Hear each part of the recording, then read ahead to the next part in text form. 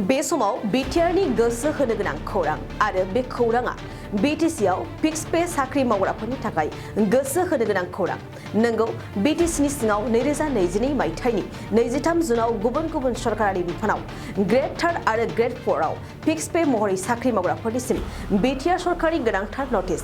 BTR सरकारा बिसोर fix पेआव साख्रि मावग्राफोरखौ फिन मोगा-मोगि सोंनाय आनजाद लाफिननो फोसावदों।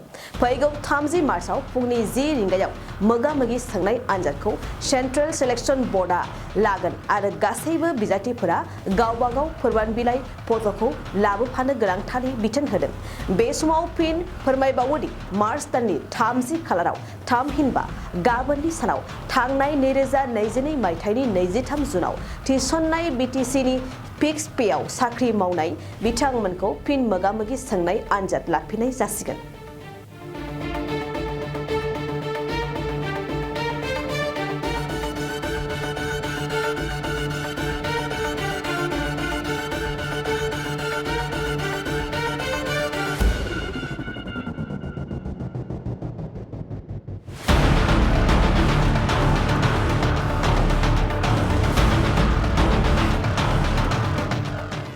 मोनसे गोजोनथाव खौरां।